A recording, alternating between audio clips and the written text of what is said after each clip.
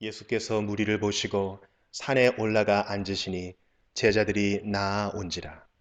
입을 열어 가르쳐 이르시되 심령이 가난한 자는 복이 있나니 천국이 그들의 것이며 애통하는 자는 복이 있나니 그들이 위로를 받을 것이며 온유한 자는 복이 있나니 그들이 땅을 기업으로 받을 것이며 의에 줄이고 목마른 자는 복이 있나니 그들이 배부를 것이며 긍휼히 여기는 자는 복이 있나니 그들이 긍휼히 여김을 받을 것이며 마음이 청결한 자는 복이 있나니 그들이 하나님을 볼 것이며 화평하게 하는 자는 복이 있나니 그들이 하나님의 아들이라 일컬음을 받을 것이며 의를 위하여 박해를 받은 자는 복이 있나니 천국이 그들의 것임이라. 나로 말미암아 너희를 욕하고 박해하고 거짓으로 너희를 거슬러 모든 악한 말을 할 때에는 너희에게 복이 있나니 기뻐하고 즐거워하라. 하늘에서 너희의 상이 큼이라. 너희 전에 있던 선지자들도 이같이 박해하였느니라. 너희는 세상의 소금이니 소금이 만일 그 맛을 잃으면 무엇으로 짜게 하리요. 후에는 아무 쓸데없어 다만 밖에 버려져 사람에게 밟힐 뿐이니라. 너희는 세상의 빛이라. 산 위에 있는 동네가 숨겨지지 못할 것이요 사람이 등불을 켜서 말 아래에 두지 아니하고 등경 위에 두나니 이러므로 집안 모든 사람에게 비치느니라. 이같이 너희 빛이 사람 앞에 비치게 하여 그들로 너희 착한 행실을 보고 하늘에 계신 너희 아버지께 영광을 돌리게 하라.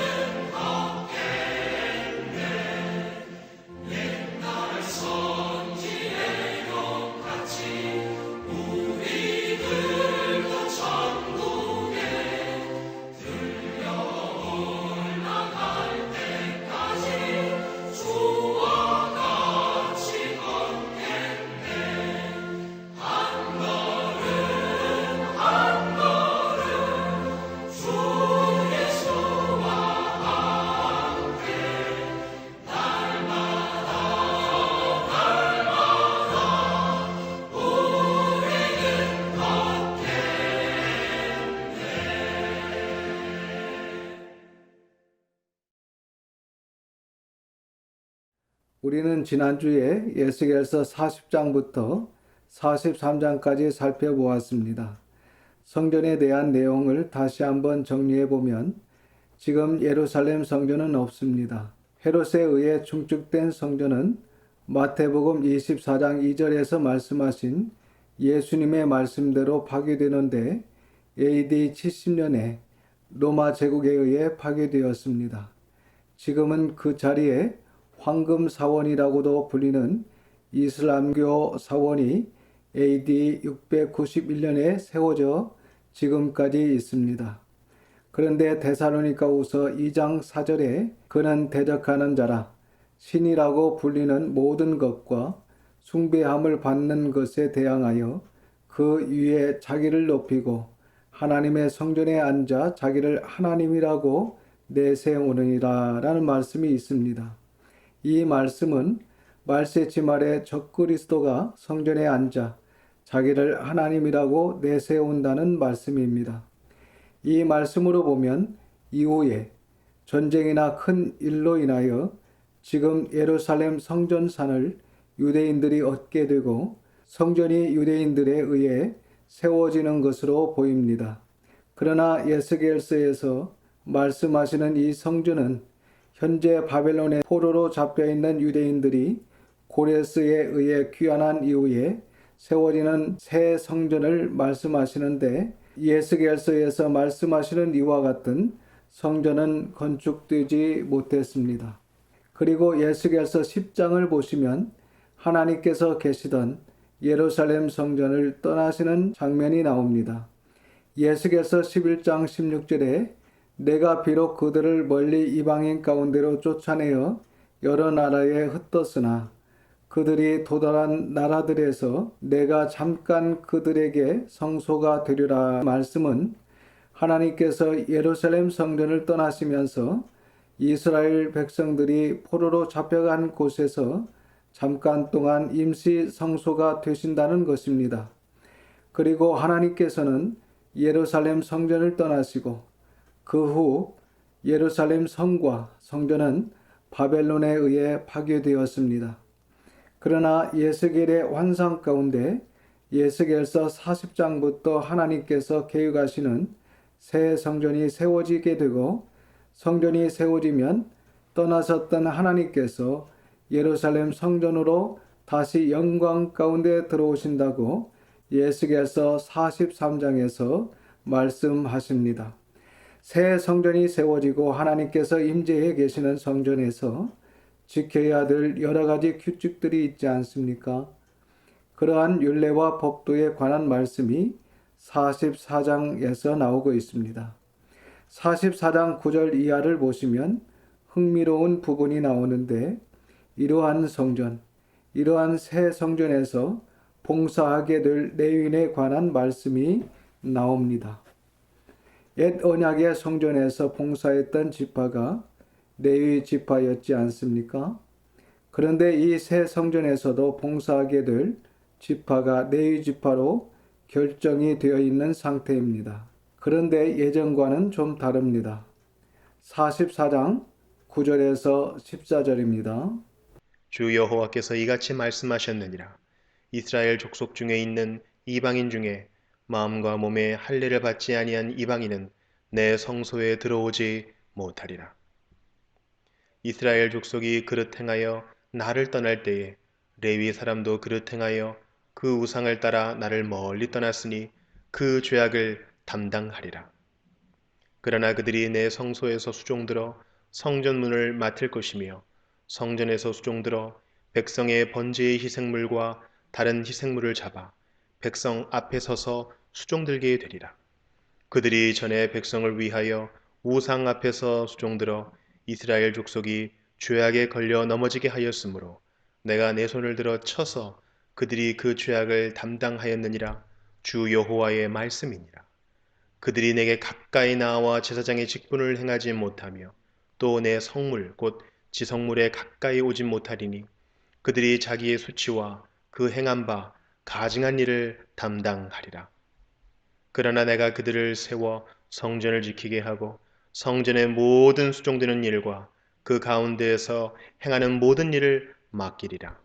10절과 13절에 줄을 칩니다. 이 말씀을 지금 하나님께서 솔직하게 이야기하시는 것입니다.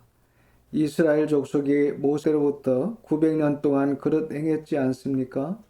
그릇 행하여 이스라엘 백성이 다 하나님을 떠났습니다. 그런데 레위인은 달라야 되지 않습니까? 왜 레위인은 달라야 합니까? 그들은 성전에서 봉사하는 성직자들입니다. 즉 성직자라면, 교역자라면, 영적 지도자라면 달라야 되지 않습니까? 그런데 레위 지파 역시 900년 동안 그릇 행하여 그 우상을 따라 나를 멀리 떠났으니 그 죄악을 담당하리라. 하나님께서 새 성전에 레위 지파를 다시 임명하시면서 이것을 거론하고 계십니다. 이스라엘 온 백성이 타락하고 변질되었더라도 하나님께서 특별히 이스라엘 온 백성 너희는 타락할 수 있다 하지만 너희라도 12지파 중에 너희라도 거룩하게 구별되어서 나에게 영광을 돌릴 수 없느냐. 이러한 하나님의 요구가 있으셨던 것인데 이렇게 특별히 선택받은 레위지파 역시 전혀 거룩하지 못했습니다. 그래서 10절 이하를 요약해서 말씀드리자면 성전에서 섬기고 봉사하는 그 거룩한 직분을 새 성전에서도 레위 지파가 감당하게 해 주시기는 하십니다. 하지만 사실 이러한 봉사하게 해 주시는 것도 큰 은혜입니다. 지난 900년 동안 레위 지파가 한 것들을 보면 이 레위 지파는 새 성전에서는 절대 쓰임 받으면 안 됩니다. 그러나 하나님께서 오래 참으시고 자비로우신지 그들을 다시 새 성전에서도 레위 지파를 쓰시겠다는 것입니다. 그런데 예전처럼 쓰시지 않으시고 제한적으로 쓰시겠다고 하십니다. 이전보다 훨씬 더 격화된 직분을 맡기겠다. 그런 말씀을 하고 계십니다. 여러분, 우리 시온성교회, 우리 성도들, 그리고 우리 자녀들에게 하나님께서 지금 큰 꿈을 가지고 계십니다.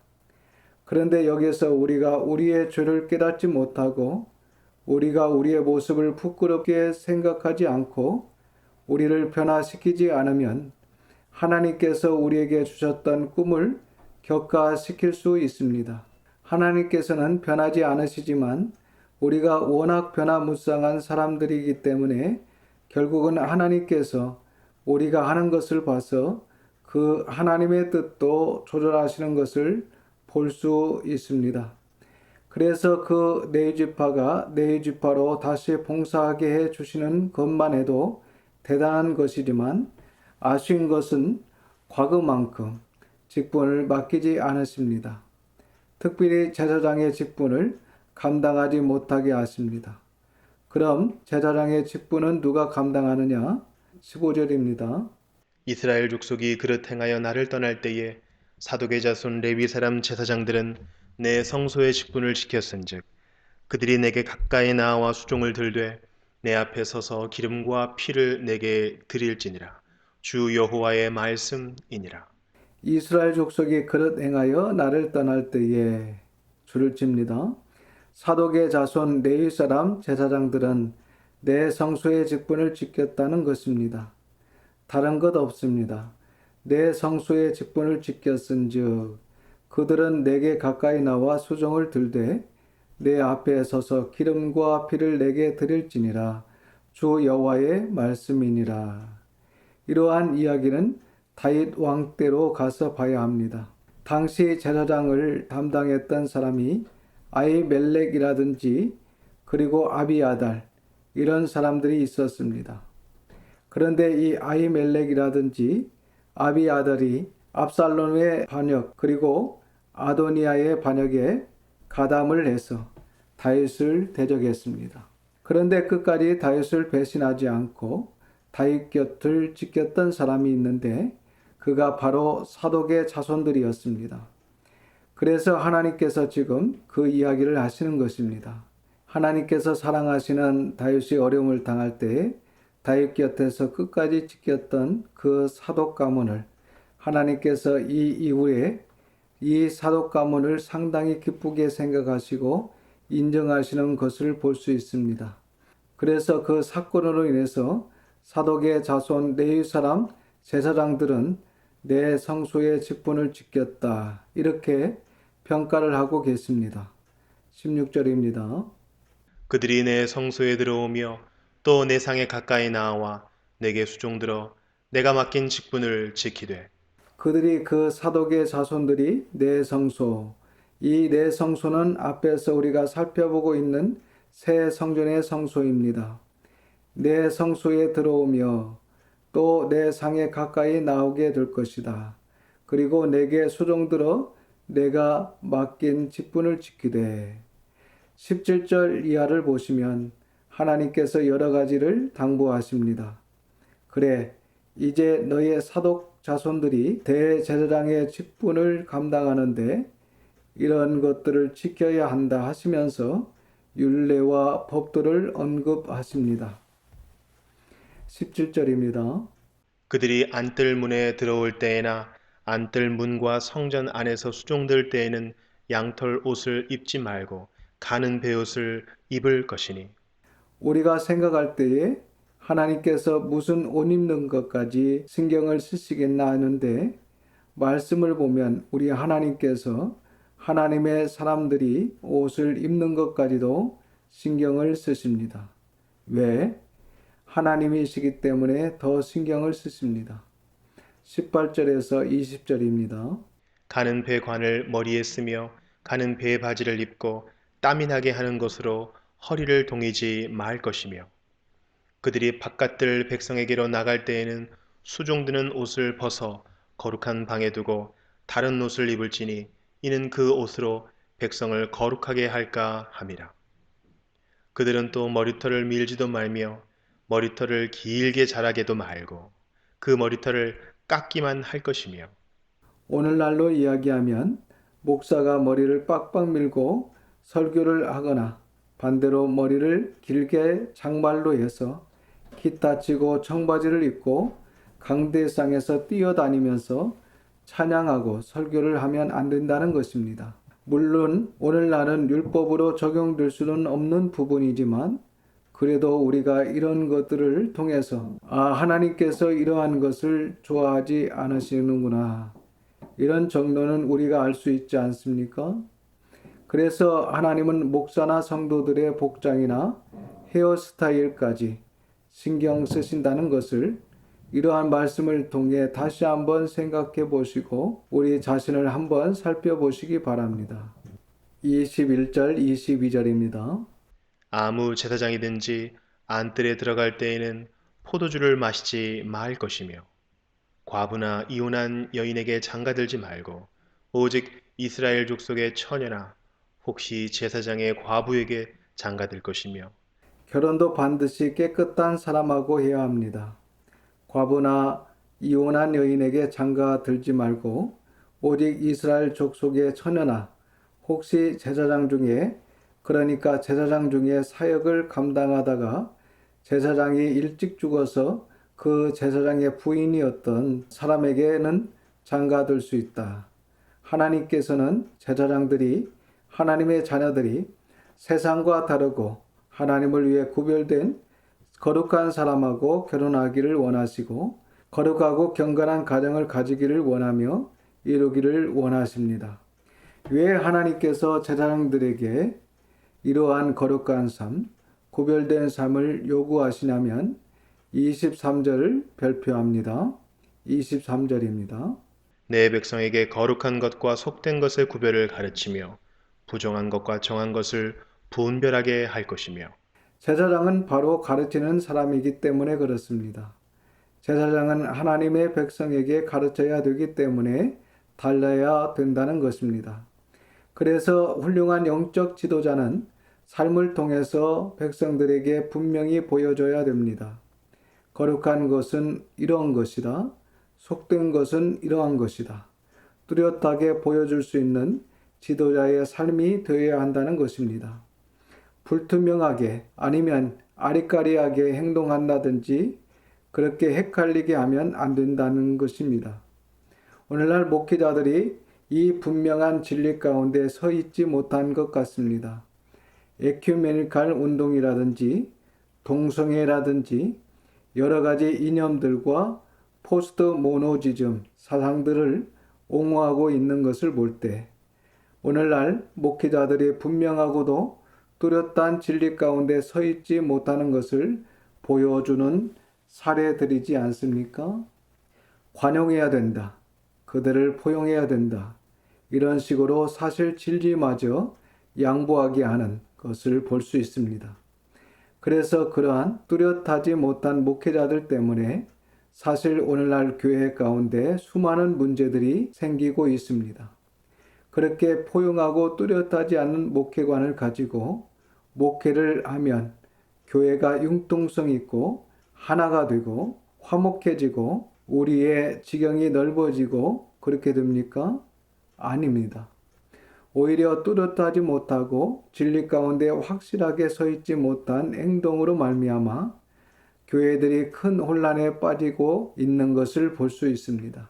그래서 뚜렷한 진리를 가지고 지도자가 뚜렷하게 행동을 할 때 결국은 그 교회라는 공동체 그리고 함께하는 성도들이 헷갈리지 않고 진리 가운데 반듯하게 설 수 있고 또한 그 공동체에 그 성도들에게 선한 영향력을 끼칠 수 있다는 것입니다. 그래서 오늘 이 말씀을 통해서 우리가 그러한 부분들을 충분히 생각해 볼 수 있다는 것입니다. 이어서 45장으로 가겠습니다. 45장 1절에서 8절은 땅을 구분하는 이야기가 나옵니다. 1절에서 3절까지는 가장 먼저 여호와의 땅이 나옵니다. 거룩한 땅이라고 표현하고 있는데 여호와께 예물로 드릴 땅을 가장 먼저 구별하라는 것입니다. 어떻게 되면 너희가 부끄러워하고 과거 900년 동안 지었던 죄를 반성하고 회개한 다음에 예루살렘으로 귀환하게 되면 하나님께서 이 예언의 말씀을 성취해 주실 텐데 이렇게 성취해 주셔서 하나님께서 큰 땅을 회복해 주실 것이다. 그때에 가장 먼저 하나님의 땅을 구분하라는 것입니다. 1절에서 3절입니다. 너희는 제비 뽑아 땅을 나누어 기업으로 삼을 때에 한 구역을 거룩한 땅으로 삼아 여호와께 예물로 드릴지니 그 길이는 2만 5천 척이요 너비는 1만 척이라. 그 구역 안 전부가 거룩하리라. 그 중에서 성소에 속할 땅은 길이가 500척이요 너비가 500척이니 네모가 반듯하며 그 외에 사방 50척으로 전원이 되게 하되 이 측량한 가운데에서 길이는 2만 5천 척을 너비는 1만 척을 측량하고 그 안에 성소를 둘지니 지극히 거룩한 것이요. 그래서 1절부터 3절까지는 하나님께 속한 땅입니다. 그런데 하나님께 속한 땅이라고 그냥 이것을 하나님의 땅입니다 라고 방치해 두면 그 땅이 어떻게 되겠습니까? 그냥 들판이 되어버립니다. 그래서 사실 이 땅은 제사장이 차지하게 되는 땅입니다. 4절입니다. 그곳은 성소에서 수종드는 제사장들 곧 하나님께 가까이 나아가서 수종드는 자들에게 주는 거룩한 땅이니 그들이 집을 지을 땅이며 성소를 위한 거룩한 곳이라. 그 땅 중앙에 성전이 있고 앞에서 이야기했던 그 새 성전, 하나님의 거룩한 땅 중앙에 성전이 있고 그 성전을 중심으로 해서 제사장이 거하는 집을 지을 땅이라는 것입니다. 그리고 8절까지 레위인 일반 백성 왕의 땅을 구별하라. 이에 관한 말씀이 나옵니다. 5절에서 8절입니다. 또 길이는 2만 5천 척을 너비는 1만 척을 측량하여 성전에서 수종드는 레위 사람에게 돌려 그들의 거주지를 삼아 마을 20을 세우게 하고 구별한 거룩한 구역 옆에 너비는 5천 척을 길이는 2만 5천 척을 측량하여 성읍의 기지로 삼아 이스라엘 온 족속에게 돌리고 드린 거룩한 구역과 성읍의 기지된 땅의 좌우편 곧 드린 거룩한 구역의 옆과 성읍의 기지 옆의 땅을 왕에게 돌리되 서쪽으로 향하여 서쪽 국경까지와 동쪽으로 향하여 동쪽 국경까지니 그 길이가 구역 하나와 서로 같을지니라. 이 땅을 왕에게 돌려 이스라엘 가운데의 기업으로 삼게 하면 나의 왕들이 다시는 내 백성을 압제하지 아니하리라. 그 나머지 땅은 이스라엘 족속에게 그 지파대로 줄지니라. 이런 말씀을 보면 역시 우리 하나님의 성품을 알 수 있습니다. 그리고 9절부터 17절은 통치자들의 통치 법칙이 나옵니다. 반드시 통치자들은 이 통치 법칙을 따라서 그 땅을 통치하고 백성들을 통치해야 된다. 이런 말씀을 하고 계십니다. 특별히 9절 말씀을 읽겠습니다. 주 여호와께서 이같이 말씀하셨느니라. 이스라엘의 통치자들아 너희에게 만족하니라. 너희는 포악과 겁탈을 제거하여 버리고 정의와 공의를 행하여 내 백성에게 속여 빼앗는 것을 그칠지니라. 주 여호와의 말씀이니라. 너희는 모든 것이 만족함으로 더 이상 포악과 겁탈을 제거하여 버리고 정의와 공의를 행하여 내 백성에게 속여 빼앗는 것을 그칠지니라. 하나님을 대신하여 이스라엘을 통치하는 통치자는 힘없는 백성들을 착취하는 악한 것을 버리고 정의와 공의를 행해야 된다. 그리고 정직을 생명과 같이 여겨야 된다. 이런 말씀을 하고 계십니다. 18절 이하는 유월절, 이스라엘의 대표적인 절기라고 할 수 있는 유월절, 초막절에 관한 말씀이 잠깐 나옵니다. 이러한 말씀들을 보면 대부분이 구약의 옛 언약, 시내산 언약의 연장선상에 있다는 것을 알 수 있습니다. 46장을 보겠습니다. 46장 1절부터 15절은 안식일과 초하루와 매일 드리는 제사에 관한 말씀이 나옵니다. 이런 것들을 보면 하나님께서 우리에게 원하시는 삶의 형태, 또 신앙의 형태를 생각해 볼 수 있습니다. 일주일마다 모여서 예배 드리는 것을 기뻐하시고 초하루, 즉 달의 첫날에 예배를 드리고 찬양하는 것을 기뻐하시고 그리고 또 매일 예배를 드리는 것 역시 하나님께서 기뻐하신다는 것을 볼 수 있습니다. 그러므로 우리는 날마다 조용히 하나님의 말씀을 읽고 기도하는 예배의 생활이 있어야 합니다. 또한 이사야 43장 21절에 이 백성은 내가 나를 위하여 지었나니 나를 찬송하게 하려 함이니라 라는 말씀처럼 하나님께서 우리의 찬송을 받으시기를 원하고 계십니다. 우리는 세상의 음악을 그치고 날마다 하나님을 찬송해야 합니다. 가족들이 모여 하나님께 예배 드리는 것도 중요합니다. 우리는 하나님께 날마다 예배 드리는 삶을 살아야 합니다. 그리고 16절 이하는 군주와 그의 기업에 관한 말씀이 나옵니다. 18절입니다.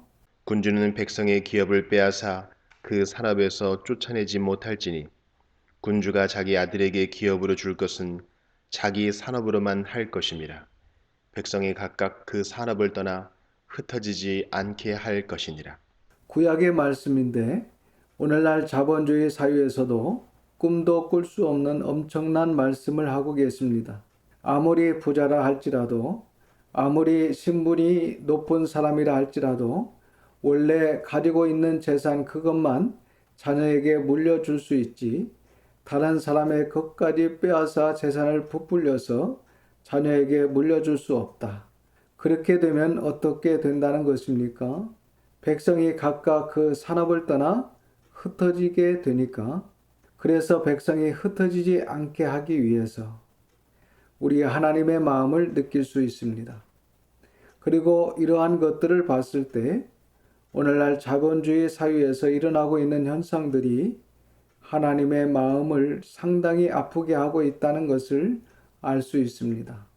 47장입니다. 47장은 설교에서 많이 인용하는 구절이 나옵니다.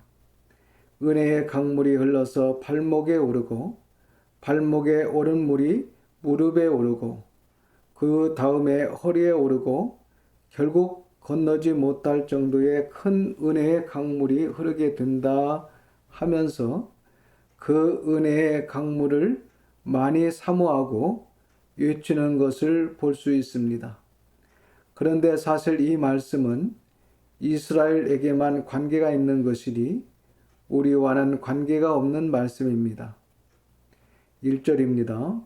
그가 나를 데리고 성전 문에 이르시니 성전의 앞면이 동쪽을 향하였는데 그 문지방 밑에서 물이 나와 동쪽으로 흐르다가 성전 오른쪽 제단 남쪽으로 흘러내리더라. 그가 나를 데리고 성전 문에 이르시니 성전의 양면이 동쪽을 향하였는데 그 성전 문지방 밑에서 물이 나옵니다. 우리 성도들이 보통 물 하면 은혜 아니면 성령의 담비 이런 것을 생각하시는데 사실 이 본문은 그렇게 확대 해석하면 안 됩니다. 이 물은 그냥 물입니다. 그래서 정말 물이 흘러서 사회를 살리게 될 것이다. 그래서 사회에 물고기들이 뛰어놀게 될 것이다. 그리고 그 사회 연안에 나무들이 풍성하게 되며 그 나무들의 잎이 약초가 될 것이고 과일이 열리게 될 것이다. 이런 이야기를 하고 있습니다. 그래서 이 물을 다르게 해석하게 되면 나머지 뒤의 말씀이 해석이 되지 않습니다. 예루살렘 성전 밑에서 그 물이 터져 나와서 동쪽으로 흐르다가 성전 오른쪽 제단 남쪽, 이 남쪽이 사해 바다 쪽입니다. 사해 바다 쪽으로 흘러내리더라. 2절에서 7절입니다. 그가 또 나를 데리고 북문으로 나가서 바깥길로 꺾여 동쪽을 향한 바깥문에 이르시기로 본즉 물이 그 오른쪽에서 스며 나오더라. 그 사람이 손에 줄을 잡고 동쪽으로 나아가며 천척을 측량한 후에 내게 그 물을 건너게 하시니 물이 발목에 오르더니 다시 천척을 측량하고 내게 물을 건너게 하시니 물이 무릎에 오르고 다시 천척을 측량하고 내게 물을 건너게 하시니 물이 허리에 오르고 다시 천척을 측량하시니 물이 내가 건너지 못할 강이 된지라. 그 물이 가득하여 헤엄칠 만한 물이요 사람이 능히 건너지 못할 강이더라. 그가 내게 이르시되 인자야 네가 이것을 보았느냐 하시고 나를 인도하여 강가로 돌아가게 하시기로 내가 돌아가니 강 좌우편에 나무가 심이 많더라. 그래서 그 팔레스타인 그 건조한 땅에 예루살렘 성전 밑바닥에서 지하수가 터져 그 지하수가 얼마나 큰지 그 물이 흘러 요단강을 가로질러 사해까지 흘러내려서 그 주위에 있던 나무가 심이 많게 될 것이다. 이런 이야기로 보시면 정확합니다. 8절입니다. 그가 내게 이르시되 이 물이 동쪽으로 향하여 흘러 아라바로 내려가서 바다에 이르리니 이 흘러내리는 물로 그 바다의 물이 되살아나리라. 그가 내게 이르시되 이 물이 동쪽으로 향하여 흘러 아라바로 내려가서 이 아라바 광야는 우리가 잘 아는 것처럼 여리고성에서 요단강과 사이에 그 구간에 있는 광야가 아라바 광야입니다. 그래서 그 물이 흘러 아라바 광야로 내려가서 바다, 즉 사해 바다에 이르리니 이 흘러내리는 물로 그 바다의 물, 죽어 있었던 사해 바다의 물이 되살아나게 될 것이다. 9절과 10절입니다. 이 강물이 이르는 곳마다 번성하는 모든 생물이 살고 또 고기가 심이 많으리니 이 물이 흘러 들어가므로 바닷물이 되살아나겠고 이 강이 흐르는 각처에 모든 것이 살 것이며 또 이 강가에 어부가 설 것이니 엔게디에서부터 에네글라임까지 금을 치는 곳이 될 것이라.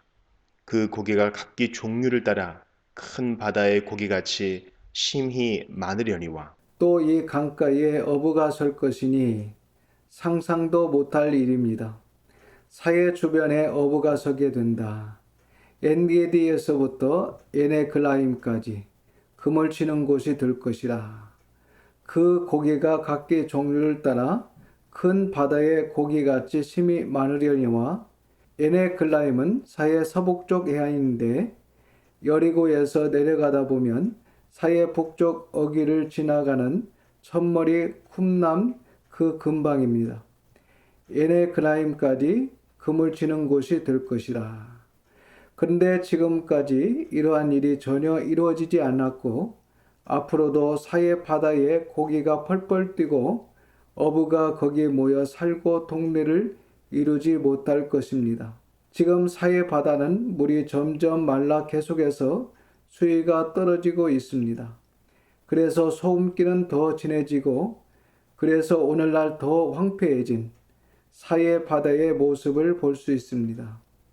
하지만 하나님께서는 만약에 이스라엘 백성이 이 시점에서 조건적인 언약을 지킴으로 인해서 새 성전을 경험하게 되고 그리고 그뿐만 아니라 예루살렘에서 큰 지하수의 물줄기가 터져 나와서 이스라엘 땅을 풍성하게 아름답게 회복시키실 계획까지 가지고 계셨던 것을 우리가 알 수 있습니다. 이처럼 이것이 이루어질 뻔했었지만 이루어지지 못한 이야기로 하나님의 계획 가운데 포함되어 있었지만 결국 이루어지지 못한 하나님의 꿈이라는 것입니다.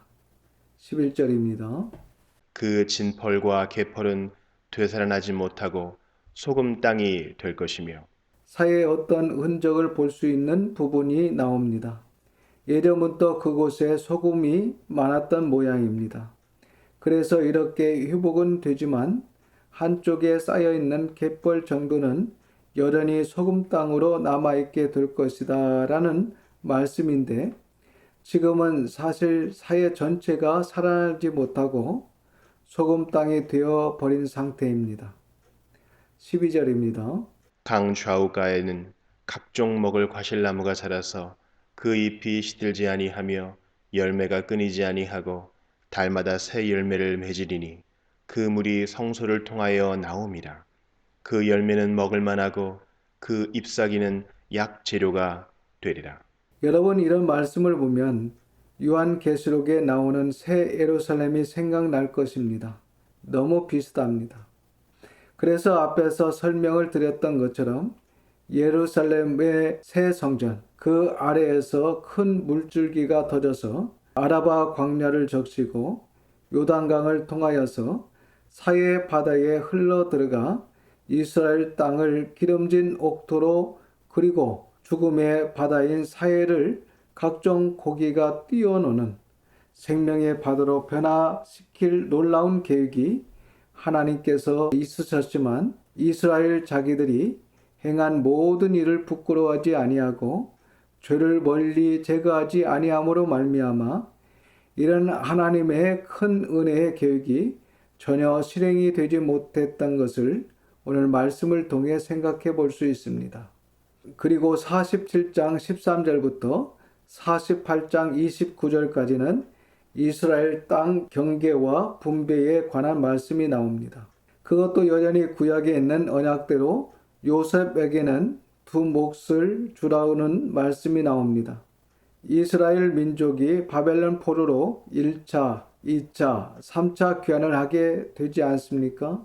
그런데 귀환해서 땅을 분배했다라는 이야기가 없습니다. 수룹바벨이 인솔하거나 예스라가 인솔하거나 느헤미야가 인솔해 와서 바벨론에서 돌아온 이스라엘 백성 12지파에게 땅을 정리해서 나누어 주지 않았습니다.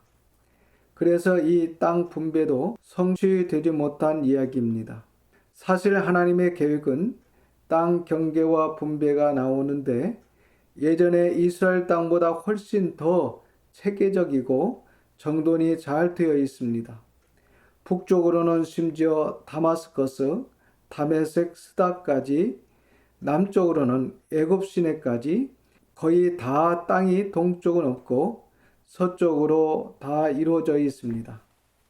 그리고 이제 제일 중앙에 왕의 땅이 있고 그 왕의 땅 중앙에 네일 사람들의 땅이 있고 그 네일 사람들의 땅 중앙에 제사장의 땅, 즉 거룩한 땅, 여호와께 드린 땅입니다. 그리고 그 거룩한 땅 중앙에 성소가 있게 됩니다. 이러한 하나님의 큰 계획이 있었습니다. 그리고 마지막으로 48장 30절 이하의 말씀을 보시면 예루살렘 성읍의 형태가 나옵니다. 그 성읍의 형태는 정사각형입니다. 예루살렘을 회복시키실 때 그 성읍의 형태를 정사각형으로 만들 계획을 하나님께서 가지셨던 것을 볼 수 있습니다. 그리고 48장 30절을 보시면 4,500척이라고 표현이 나오는데 이 4,500척은 약 2.4km 정도인데 계산하기 편하게 2.5km라고 하면 한 길이가 2.5km인 정사각형 형태의 예루살렘을 생각하시면 됩니다. 그리고 그 한 면에 문이 3개씩 있습니다. 그럼 문이 총 몇 개가 됩니까? 12개의 문이 있는 성입니다. 그리고 그 12개의 문에 12지파의 이름이 기록되게 됩니다. 이것도 계시록에 나오는 새 예루살렘, 천국과 비슷합니다. 그래서 새 예루살렘과는 비교가 되지 않지만 마치 그것과 비교할 정도로 이스라엘을 향하여 큰 은혜와 복을 계획하고 계셨던 것입니다. 30절 이하의 말씀에 나와 있는 대로 대략 측정을 해보면 계시록 21장 16절에 나오는 새 예루살렘의 약 1000분의 1 크기입니다. 이렇게 40장에서 48장까지는 현재 바벨론에서 포로 생활을 하고 있는 이스라엘이 하나님과의 언약을 지키고 살했으면 영광스러운 회복을 맞이할 수 있었습니다. 그러한 성취되지 못한 하나님의 꿈을 이야기하고 있는 것입니다. 참 아쉬운 마음입니다. 그런데 지나간 역사 가운데 아쉬워하는 것은 아무 소용이 없습니다. 또한 이 말씀은 우리와는 아무 상관이 없는 말씀이지만 이러한 정신들은 우리의 가슴판에 새기고 하나님 앞에서 죄를 부끄러워하고 또한 그 죄를 멀리 제거하여 버리고 하나님 앞에서 온전한 성화 구원을 위하여 몸부림치며 순종하는 저와 여러분들, 우리의 자녀들이 되기를 소원합니다. 그리고 예스겔 선지자가 이렇게 해서 예스겔을 마치게 됩니다. 예스겔 선지자는 아만 예루살렘으로 귀환하지 못한 것 같습니다. 얼마나 귀환하고 싶어 했겠습니까? 성경에서 예스겔 선지자의 흔적을 찾아보면 귀환하지 못하고 바벨론에서 돌아가신 것 같습니다. 예스겔 선지자가 25세에 바벨론 2차 포로로 끌려왔습니다. 그리고 30세에 하나님의 소명을 받고 본격적으로 사역을 시작하고 그러다가 오늘 살펴봤던 이 마지막 부분은 50세쯤 되었을 때에 이 놀라운 계시의 말씀을 예스겔이 받았습니다. 그리고 그 후 36년이 더 흘러서 1차 귀환자들이 바벨론에서 예루살렘으로 돌아가게 되는데 그러면 그때의 예스겔의 나이가 약 86세가 됩니다. 이렇게 86세가 되었을 때 수룹바벨이 1차 귀환자들을 데리고 귀환해서 그 귀환자들의 명단을 밝히고 있는데 그 명단에는 예스겔의 이름이 없습니다. 분명히 예스겔이 살아 있었으면 1차 귀환자 명단에 포함되어 있었을 것입니다. 그런데 그 1차 귀환자 명단에 포함되어 있지 않은 것을 봤을 때 예스겔이 귀환하지 못했던 것 같습니다. 왜 귀환하지 못했을까 생각해 보면 아마 86세 연세가 너무 많으셔서 그 어간에 돌아가신 것 같습니다. 그 정도까지는 우리가 조심스럽게 추측해 볼 수 있습니다. 얼마나 아쉽겠습니까? 하지만 예스겔이 아마 진짜 새 예루살렘을 바라보면서 마치 모세와 같이 기쁨으로 맞이하지 않았을까 그렇게 생각해 봅니다. 지금까지 우리가 살펴봤던 것처럼 이 예스겔서는 구약 성경에서 가장 어렵고 가장 무겁고 가장 두려운 성경책입니다. 긴 시간 동안 저도 그렇고 우리 성도들도 이 무겁고 어려운 말씀을 살펴보면서 상당히 힘들었을 것입니다. 그래도 성도들과 우리 자녀들이 힘들어도 잘 따라와 줘서 이 힘든 에스겔서를 무사히 마치게 되었습니다. 하나님께 감사를 드리며 여기까지 함께 해주신 성도들과 자녀들에게 감사를 드립니다. 다음 시간에는 지난번에 이사야서를 39장까지 살펴보았는데 이어서 40장부터 다시 살펴보도록 하겠습니다. 기도하겠습니다. 아버지 하나님, 이처럼 이스라엘을 향한 하나님의 놀라운 계획이 결국 이스라엘이 행한 모든 일을 부끄러워하지 아니하고 죄를 멀리 제거하지 아니함으로 말미암아 이런 하나님의 큰 은혜의 계획이 전혀 실행이 되지 못했던 것을 오늘 말씀을 통해 생각해 볼 수 있었습니다. 이 시간 이 귀한 하나님의 말씀을 우리의 마음판에 새기고 하나님 앞에서 죄를 부끄러워하고 또한 그 죄를 멀리 제거하여 버리고 하나님 앞에서 온전한 성화 구원을 위하여 몸부림치며 순종하는 저와 우리 성도들, 우리 자녀들이 되기를 소원합니다. 그리하여 하나님께서 우리에게 준비하셨던 그 큰 계획과 꿈을 우리의 것으로 받아들일 수 있는 하나님께서 뜻하신 바 모든 선한 것들을 우리가 다 막히지 않고 가려우지 않고 다 받아들일 수 있는 우리 모두가 되어 주님의 몸된 교회를 온전히 세우는 저희들이 다 되게 하여 주시옵소서. 또한 신구약 66권을 통틀어서 하나님의 가장 격한 진노의 말씀이 나타나고 있는 이 에스겔서를 마무리하는 이 시간, 우리가 하나님의 마음을 온전히 깨달아 에스겔과 같던 진정한 이 시대의 파수꾼으로서의 사명을 잘 감당하는 저희들과 저희 교회가 되도록 늘 깨어있게 해 주시옵소서. 부족한 저희들을 지금까지 지키시고 함께 하시며 은혜를 주시는 우리 구주 예수님의 이름으로 기도드립니다. 아멘.